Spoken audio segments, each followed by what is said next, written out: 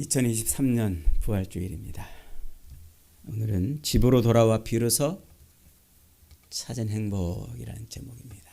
집으로 돌아와 비로소 찾은 행복. 여러분 혹시 가출해본 경험이 있으신가요? 가출. 어릴 때 더러 가출들을 하고 그러시던데 여러분 가출해 보셨나요? 저는 용기가 없어서 못 해봤어요. 집을 뛰쳐나가고 싶은 상황은 여러 번 있었는데 용기가 없어서 뛰쳐나가지를 못했었습니다. 집을 나갔다가 들어오고 나갔다가 들어오고 우리 현대인들에게 가장 익숙한 리듬이 나갔다 들어오고 나갔다 들어오고 아침에 나갔다 저녁에 들어오고 마치 파도가 밀물이 쳤다가 썰물되는 것처럼 썰물로 빠져나갔던 파도가 다시 밀물로 들이닥치는 것처럼 우리 사람들은 그게 리듬이에요. 삶의 리듬. 나갔다 들어오고 나갔다 들어오고. 2박자 인생이라 그러나요? 유행가에서는 4박자 인생 그러는데 이 우리 인생의 리듬이에요. 나갔다 다시 들어오고 나갔다 들어오고. 가출은 그 리듬을 깨트리는 거예요. 나가서 다시 안 들어오는 거예요. 그래서 인생의 리듬이 깨지는 거예요. 여러분 리듬이 깨진다는 거 알죠? 어디 우리가 막 아프거나 이러면 우리 리듬이 뭐 깨졌어 이제 이렇게 표현하잖아요. 그 삶의 리듬이 깨지고 생활의 리듬이 깨지는 거예요. 그 리듬이 깨졌다는 것은 고통이에요. 고통. 오늘 성경 이야기는 한 자녀가 가출했다가 집으로 돌아오는 이야기죠. 탕자의 이야기라고도 합니다. 오늘 본문에 보면 어느 집에 2 아들이 있었는데 이 둘째 아들이 말썽이었어요. 아버지에게 아버지 나에게 주실 유산 미리 저한테 좀 주세요. 내 마음대로 좀 쓰고 싶어요. 그 유대 사회에서는요, 지금 우리나라 사회도 마찬가지겠지만 아버지가 살아있는데 아버지의 유산을 미리 상속을 받는다는 것은 이것은 아버지의 존재를 부정하는 거예요. 그리고 그 상속된 유산을 자기 마음대로 처분한다는 것은 아버지의 존재를 자기에게서 지우는 거예요. 이 둘째 아들이 그랬어요. 아버지의 영향 아래 있고 싶지 않았던 거죠. 자기 마음대로 살고 싶었던 거예요. 그래서 내게 돌아올 분깃을 내게 미리 주시오. 그걸 받아가지고 먼 타국으로 아버지가 영향을 행사할 수 없는 타국으로 떠났어요. 그리고 저는 거기서 행복하게 잘 산 줄 알았더니 허랑방탕하게 살았다. 그래요. 허랑방탕하게. 그가 가지고 나갔던 그 아버지의 분깃, 자기 것이라고 달라고 해서 챙겼던 내 것이 떨어지니까 주변에 들끓던 사람들도 떨어졌어요.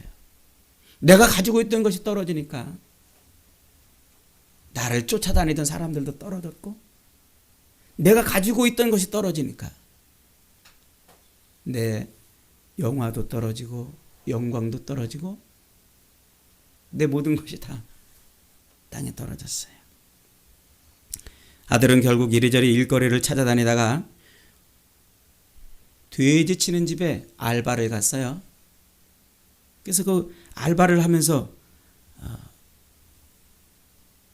자기가 지금 어떤 상황에 처해 있는지를 비로소 깨달은 거예요. 돼지를 치면서 저 돼지가 먹는 쥐염 열매라도 내가 실컷 좀 먹어봤으면 이런 생각을 해봅니다. 그러나 그것조차도 배부르게 먹을 수 없는 거죠. 아버지의 아들로 살 때는 존귀와 영광과 영화를 누렸는데 내 것을 탈취해서 가서 사는 삶에서는 돼지우리에 처박힌 그런 인생이 된 거예요. 돼지우리에 처박힌 인생. 굶어 죽을 때가 되었을 때 비로소 그는 정신을 차렸습니다. 우리 아버지 집에는 풍족한데 우리 아버지 집에는 배부르게 하인들도 배부르게 먹을 만큼 양식이 풍족한데 나는 여기서 줄여 죽는구나. 나는 여기서 줄여 죽는구나. 내가 생각해 보니까 하나님과 아버지 앞에 너무나 많은 죄를 지었구나. 그래서 그는 깨달았어요. 야, 내가 아버지 집에서 나와서 이렇게 줄여 죽는구나. 한번 따라해봅시다. 집 나가면 개고생이다. 그런 말 있죠. 딱 그 말이에요. 집 나가면 개고생. 그래서 아들이 비로소 깨달은 거예요. 비로소. 야, 내 아버지의 그늘 아래 있다가 내가 나와서 내 맘대로 살았더니 행복한 게 아니라 불행하고 기쁘고 즐거운 게 아니라 절망과 좌절밖에 없다는 거죠. 여러분, 사람은 누구나 다 이 탕자처럼 살 수 있어요. 때로는 생각을 잘못하고 때로는 판단을 잘못하고, 그러나 돌이킬 줄만 안다면, 지금 내가 잘못된 길에 들어섰구나, 아, 내가 지금 가는 길이 잘못됐구나, 이걸 뭐 할 줄만 알면, 돌이킬 줄만 알면 되는 거예요. 돌이킬 줄만 알면. 이제라도 돌아가 용서를 빌어야 되겠다고 생각한 아들은 아버지 집으로 돌아가기로 결심합니다. 그런데 아들이 그러고 있을 때 아버지는 어떻게 하고 있었을까요? 저 알턴이 빠진 것 같다. 속만 썩이던 저놈 잘 갔다. 이제 나도 좀 속 썩이는 아들 없이 편하게 살아보자. 그랬을까요? 놀랍게도 아버지는 한날도 한시도 아들을 잊어본 적이 없어요. 늘 대문 밖 동구 밖에 나와가지고 저 멀리를 바라보면서 혹시 저게 아들인가? 지나가는 사람만 그림자만 나타나도 혹시 저게 아들인가? 그러고 있었다는 거예요. 그러던 어느 날 저 멀리서 허름한 옷을 입고 힘없이 터덜터덜 걸어오는 아들을 봅니다. 아버지는 맨발로 달려가서 아들을 껴안았어요. 얼마나 애타게 기다렸으면 순식간에 달려가서 아들을 껴안았을까요? 그리고 아들의 목을 끌어안고 입을 맞추며 기뻐했습니다. 아들은 아버지 앞에 무릎 꿇고 엎드려 통곡합니다. 아버지, 내가 하나님과 아버지 앞에 죄를 지었습니다. 지금부터는 나를 아버지의 아들이라 불러주지 마시고 나를 그저 품꾼의 하나, 종의 하나처럼 나를 취급해 주십시오. 그런데 아버지는 종들을 시켜서 가장 좋은 옷을 꺼내다가 아들에게 입혔어요. 그리고 다 떨어져서 너덜거리는 그 신발을 벗겨내고 새로운 신발을 신겼어요. 그리고 아들의 지유를 회복시켜줍니다. 손에 반지를 또 끼워줍니다. 그것뿐입니까? 살찐 송아지를 잡아서 잔치를 벌여주는 거예요. 24절 다시 한번 읽어볼까요? 시작. 이 내 아들은 죽었다가 다시 살아났으며 내가 잃었다가 다시 얻었노라 하니 그들이 즐거워하더라. 저는 이 구절을 읽다가 갑자기 충격을 받았어요. 아버지의 그 말 때문에 이 아들이 어떻게 했다가 죽었다가 다시 살아났대요. 죽었다가 살아난 게 뭐예요? 부활이에요. 부활. 그게 부활이에요. 아버지 품을 떠나서 자기 멋대로 살았던 그것을 성경은 지금 뭐라고 표현하고 있냐면 죽었다는 거예요. 그런데 아버지 집에 다시 돌아온 그 아들을 보고 뭐라고 그러냐면 죽었다가 다시 살아났대요. 죽었다가 다시 살아났대. 아버지 집에 돌아와서 비로소 아들은 행복을 찾았어요. 아버지 집에 돌아와서 아들은 지금껏 누리지 못하던 평안을 누렸어요. 아버지의 재산을 탈취해서 자기 멋대로 마음대로 즐길 때는 쾌락은 있었고, 그렇게 살 때는 즐거움도 있었고, 그렇게 살 때는 재미도 있었는지는 몰라도 뭐가 없었다고요? 평안이 없었어요. 늘 걱정하고 불안스럽고 화려함은 있었지만 행복은 없었던 거예요. 아버지 집을 떠나서 살던 그 삶을 죽은 삶이기 때문에. 그런데 아버지 집에 비로소 돌아와서 살아나서 행복을 찾았다는 거예요. 행복을. 여러분, 오늘 이 이야기는 우리에게 뭘 가르쳐 줍니까? 인생은 돌아갈 곳으로 돌아가야 비로소 행복하다는 거예요. 따라해봅시다. 인생은 돌아갈 곳으로 돌아가야 비로소 행복하다. 오늘날 수많은 사람들이 행복을 찾습니다. 나에게 뭔가 좀 있으면 행복해질 것 같고, 저것만 얻으면 내가 행복해질 것 같고, 저것을 내 손에 쥐기만 하면 행복해질 것 같고, 그래서 집을 나가서 새벽부터 밤늦게까지 간이 상하도록 눈이 빠지도록 여기저기 뒤적거리면서 행복을 줄 수 있을 것이라고 여기는 것을 잡으려고 몸부림쳐요. 잠깐 화려할 수 있어요. 잠깐 즐거울 수 있어요. 잠깐 쾌락이 있을 수 있어요. 그러나 뭐가 없어요? 평안이 없어요. 집으로 돌아와야, 그때야 비로소 두 다리 뻗고 그래도 집이 낫다. 그래도 집이 낫다. 그러는 거예요. 그러는 거예요. 여러분, 우리가 돌아가야 될 집이 어디입니까? 그게 하나님 품이에요. 아버지 하나님의 품. 창세기 1장 28절에서 하나님이 이렇게 말씀하시잖아요. 하나님이 가라사대 우리가 우리의 모양을 따라 우리의 형상대로 사람을 만들자. 우리는 누가 만들었다고요? 하나님이 만들었어요. 인간은 하나님이 만들었어요. 우리 인생이 어디서 출발했는지를 가장 정확하게 콕 집어가지고 말해주는 책은 성경밖에 없어요. 제가 혹여나 해서 불경을 다 뒤져봤어요. 그리고 절에 가서도 스님하고 한참 얘기해봤어요. 스님, 우리 인생이 어디서 왔습니까? 대답을 못해요.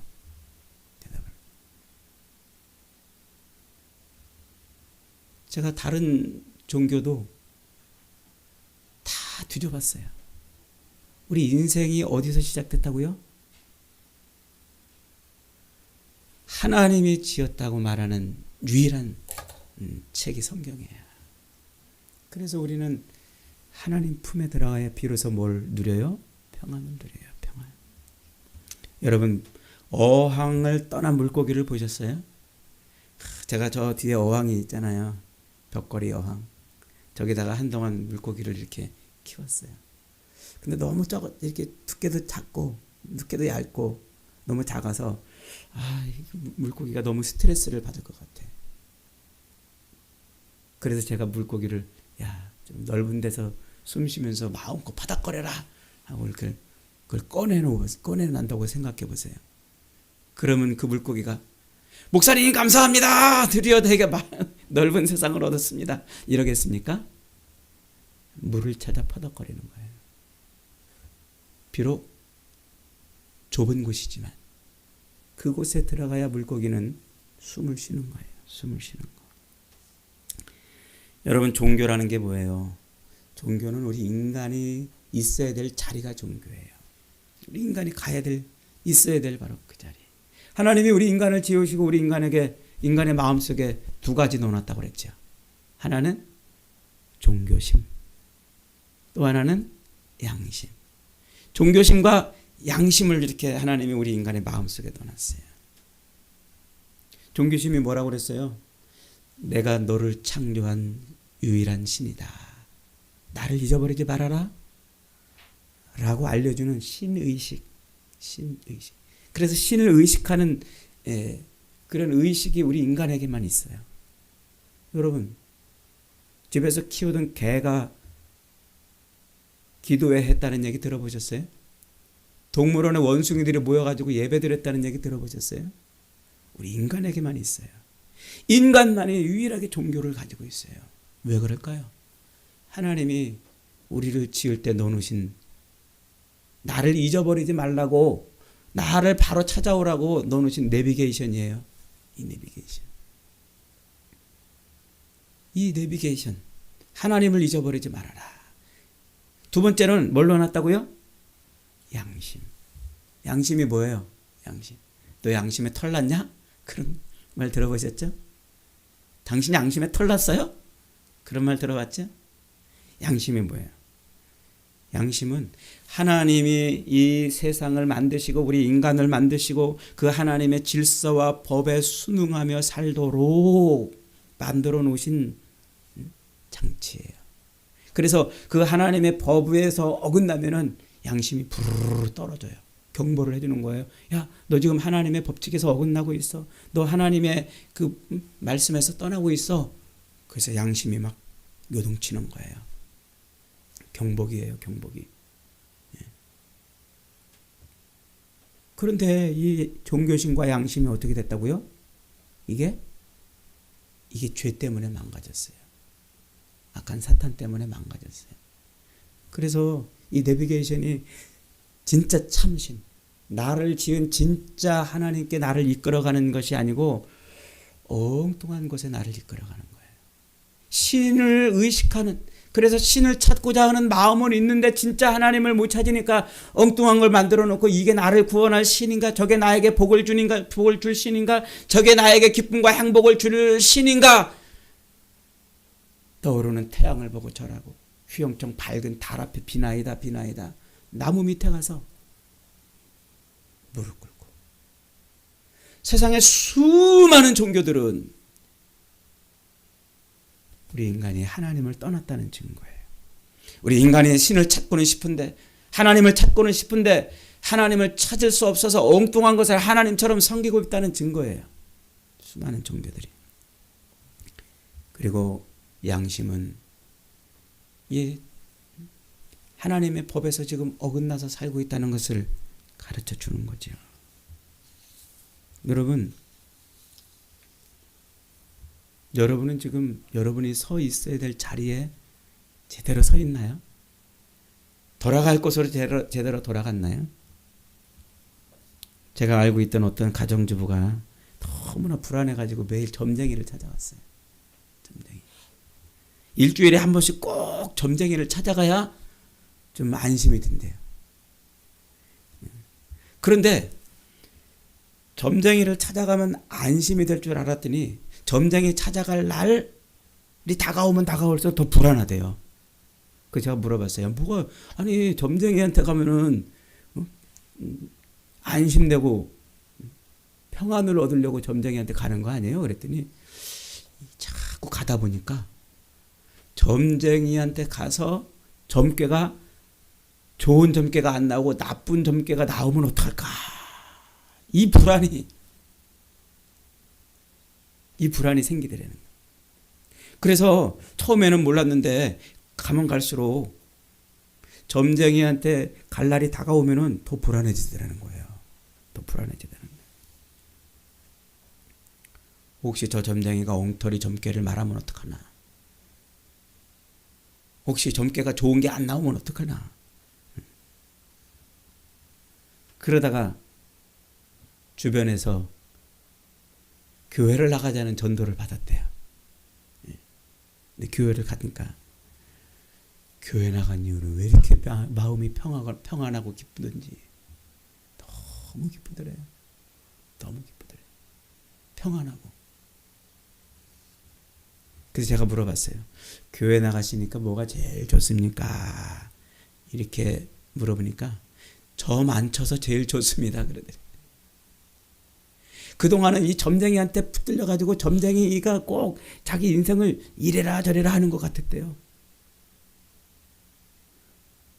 그래서 점을 치고 와도 괴롭고 점을 안 치러 가도 괴롭고 불안하고 두렵고 그랬는데 이제는 점쟁이랑 아무 상관없는 삶을 사니까 너무 편하다라는 거예요. 그게 뭐예요? 자기 자리로 돌아간 거예요. 자기 자리로. 여러분, 하나님이 없이 자기 스스로 자기 인생을 매니지먼트, 경영해 보겠다고 하는 그 자체가 우리 인생은 불안한 거예요. 아담과 하와가 에덴에서 쫓겨나서 스스로 하나님 없이 살겠다고 그렇게 자기 힘과 지혜와 권능을 가지고 열심히 살아봤지만 그들에게 남았던 건 뭐밖에 없어요? 불안, 염려, 걱정, 근심, 초조함, 두려움. 이것밖에는 매일 자기 삶에 한시도 자기 삶에 평안한 날이 없던 거예요. 오늘 이 둘째 아들이 비참한 상황에 떨어지고 난 다음에 얻은 그 행운은 뭐냐면 그가 뭐 했다고요? 깨달았다고요. 아버지 집에 가야 내가 살겠구나. 아버지 집에 내가 가야 살겠구나. 여러분, 우리 짐승하고 인간하고 차이가 뭐예요? 짐승은요, 돌이킬 줄을 몰라요. 돌이킬 줄을. 인간은 비로소 깨달으면 돌이키는 거예요. 깨달으면. 춥고 배고프고 비참할 때, 그 고난이 있을 때, 절망이 있고 좌절이 있고 슬픔이 밀려오고 두려움이 밀려올 때, 걱정이 올 때, 그때 내가 어떻게 하면 이 불안과 염려와 걱정에서 벗어날 수 있을까 생각하고 깨닫는 것. 이게 하나님이 우리에게 주신 지혜 아닙니까? 깨달을 때 우리는 소망이 있는 거예요. 소망이. 컴퓨터 파일을 압축하는 기술로 그 기술을 세계 최초로 만들어낸 필립 카츠라는 사람이 있었대요. 1990년대 컴퓨터 산업이 막 성장할 때 컴퓨터 파일을 압축하는 기술을 개발한 사람이에요. 그는 2000년 4월 14일 미국 중서부 위스콘신주 미러키의 조그만 호텔방에서 싸늘한 죽음으로 발견됐는데, 그가 죽은 그 방에는 위스키병이 널브러져 있었고 또 어디에 부닥쳤는지 모르는데 머리는 푹 패와가지고 피를 질질 흘리고 있었고 그랬대요. 언론이 깜짝 놀란 거예요. 한때 빌 게이츠를 버금가는 그런 억만장자 소리를 듣던 사람인데 그렇게 죽은 거예요. 그가 왜 그랬냐면 23살에 그 획기적인 컴퓨터 압축 프로그램을 개발해가지고 PK웨어라는 회사를 차려서 마이크로소프트, IBM 등 세계적인 그 회사들을 고객으로 삼았어요. 일순간에 억만장자가 된 거예요. 주체할 수 없는 돈을 벌어들였습니다. 미국의 매스컴이 연일 그에 대해서 말하고 모든 사람이 천재라고 지켜 세웠습니다. 그렇게 돈을 벌자 그는 자기 인생 마음껏 살아보자. 그래서 돈을 쓰기 시작했어요. 돈을 뿌려대면서. 그러니까 사람들이 몰려들었어요. 여기저기서. 이 사람에게서 돈을 좀 뜯어볼까 해서. 사람들이 몰려드니까 그는 그 재미에 돈을 뿌려대면서 술을 마시고 여자를 가까이 하고, 그러면서 점점 어릴 때 다니던 교회를 안 다니기 시작했대요. 이렇게 사는 사람도 있구나. 매일같이 술에, 마약에, 여자에, 사람들에게 둘러싸여서 그렇게 하루하루 살았어요. 그렇게 방탕하게 살다가 점점 돈이 메말라가는 거예요. 그리고 삶이 점점 고통스러운 거예요. 주변에서 그래도 이 사람을 걱정하는 사람이 그랬대요. 이러다간 당신 죽어. 다시 교회 좀 나가보지 그래? 그러자 이 친구가 나도 다 교회 다녀봤어. 나도 어릴 때 다 다녀봤어. 그랬대요. 그래도 네 인생을 구원할 분은 예수밖에 없어. 예수님께 다시 돌아가 봐. 나도 예수 다 믿어봤어. 그렇게 거절하고 몇 년 후에 그는 빈 털터리가 되어서 싸구려 호텔방에서 전전하다가 37의 비참한 젊은 나이에 비참하게 생을 마감했다고 그러죠. 오늘 누가복음 15장 17절로 19절에서는 이렇게 말합니다. 이에 스스로 돌이켜 가로되 내 아버지에게는 양식이 풍족한 품꾼이 얼마나 많은고 나는 여기서 줄여 죽는구나. 내가 일어나 아버지께 가서 이르기를 아버지여 내가 하늘과 아버지께 죄를 얻었사오니 지금부터는 아버지의 아들이라 일컬음을 감당하지 못하겠나이다. 나를 품꾼의 하나로 보소서 하리라. 그리고 아버지의 집으로 향한 거예요. 아버지의 집으로. 아버지의 집으로 향하자 그 아버지가 아들을 껴안고 입을 맞추고 사람들에게 외칩니다. 내 이 아들 죽었다가 다시 살아났다. 죽었다가 다시 살아났노라. 우리 이 아들을 위해서 함께 잔치를 벌이자구나. 여러분, 우리 인생이 살 길은 하나님께 돌아가는 길밖에 없는 줄 믿으시기 바랍니다. 인생이 살 수 있는 유일한 길은 하나님께 돌아가는 길이에요. 하나님을 떠났던 그 길에서 다시 돌이켜서 하나님 품으로 돌아가는 것. 하나님은 우리를 지으셨기 때문에 우리를 가장 잘 아십니다. 우리 인생을 만드셨기 때문에 우리 인생을 속속들이 들여다보십니다. 우리 인생의 주인이시기 때문에 내 인생을 책임지고 하나님이 살리십니다. 여러분의 인생을 책임지고 살리시는 분이 하나님이신 줄 믿으시기 바랍니다. 사랑하는 여러분, 아버지 집으로 돌아가야 돼요. 아버지 집으로. 우리가 돌아가야 될 아버지 집이 또 어디입니까? 그게 교회라고 성경이 말하고 있어요. 어디라고요? 교회. 디모데전서 3장 15절은 이렇게 말합니다. 이 집은 살아계신 하나님의 교회요 진리의 기둥과 터이니라. 교회를 뭐라고 부르냐면 살아계신 하나님의 집이라 이렇게 말해요. 여기서 교회는 요 건물이 아니에요. 건물을 말하는 게 아니고 예수 믿는 성도들이 모인 모임을 말하는 거예요. 그러니까 우리가 교회인 거예요. 이 건물이 교회라고 그러면 이 건물이 교회고 건물이 아버지 집이라고 그러면 저 큰 예배당 가지고 있는 저 교회들은 얼마나 멋지겠어요. 우리처럼 이렇게 조그만 예배당은 얼마나 참 그러겠어요. 여러분, 교회가 바로 하나님이 거하시는 집. 예수를 자기 인생의 구주로 고백한 사람들이 모인 이곳이 바로 하나님의 집인 줄 믿으시기 바랍니다. 예수님은 이런 교회를 향해서 뭐라고 말씀하십니까? 건물로 으리으리하게 세워졌던 그 예루살렘 성전을 바라보고서 이 성전을 헐어버려라. 내가 사흘 만에 다시 세우리라 말씀하셨어요. 성경은 거기다 토를 달아줍니다. 예수님이 죽었다 부활하심으로 만들어질 교회를 가리킨다고 말하고 있습니다.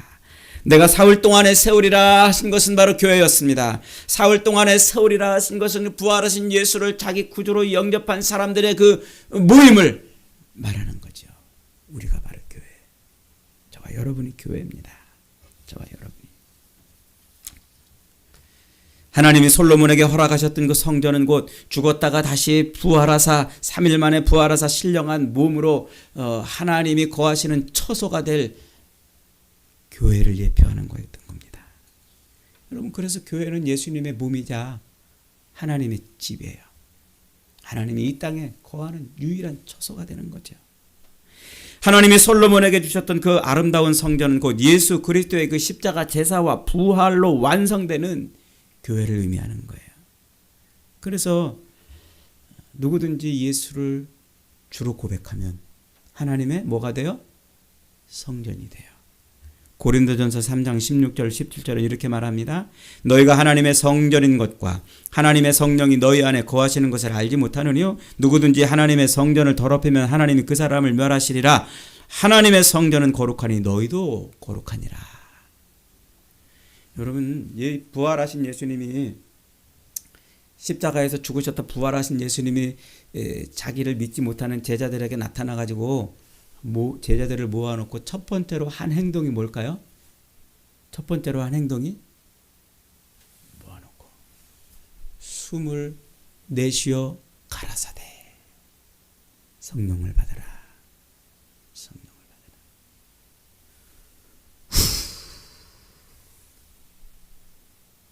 숨을 우리에게 불어넣으신 거예요.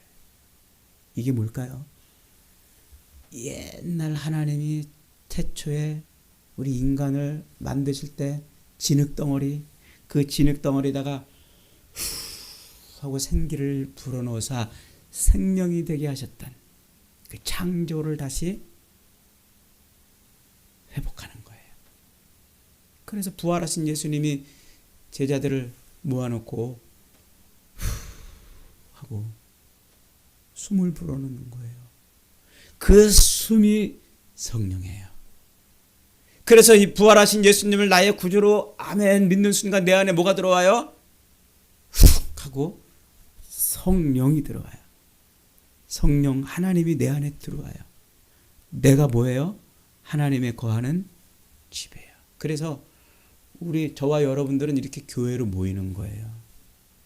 교회로 모여서 함께 신앙생활 하도록.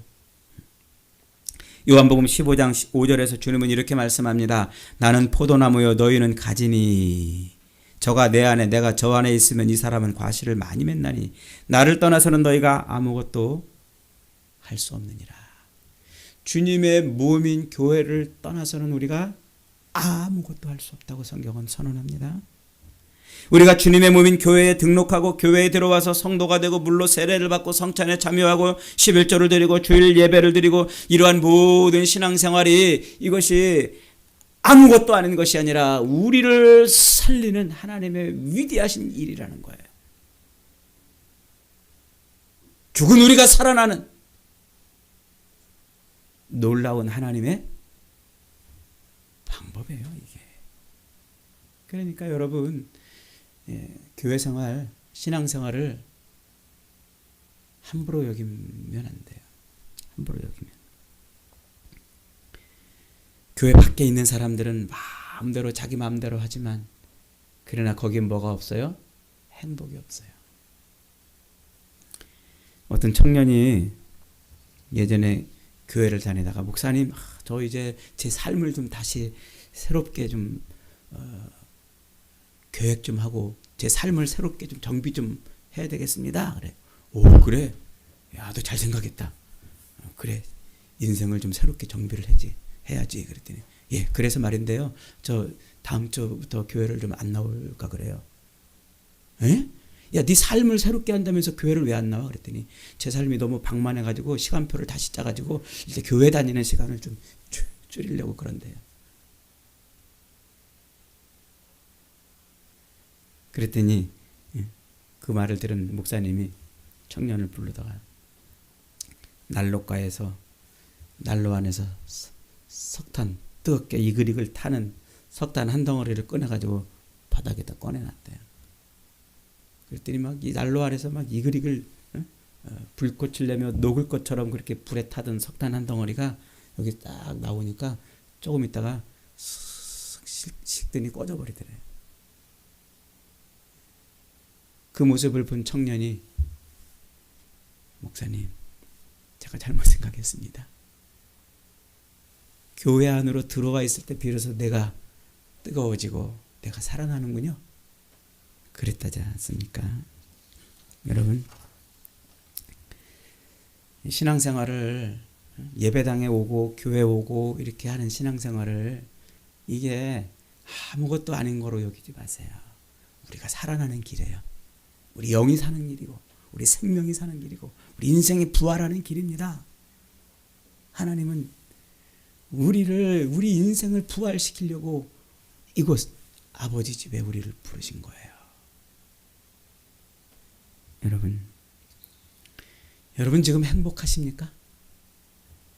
매일매일 여러분 인생에 찾고 또 찾는 그 행복을 여러분은 찾으셨습니까? 우리 주님 품 안에 있을 때 행복이 밀려오는 줄 믿으시기 바랍니다. 우리 하나님을 만날 때 행복이 밀려오는 거예요. 염려와 걱정과 불안과 근심의 삶이 아니라 행복이. 오늘 둘째 아들은 비로소 아버지 집에 돌아와 행복을 찾았습니다. 저와 여러분도 비로소 아버지 집에 돌아와 행복을 찾는 인생 되시기를 주님의 이름으로 축복합니다.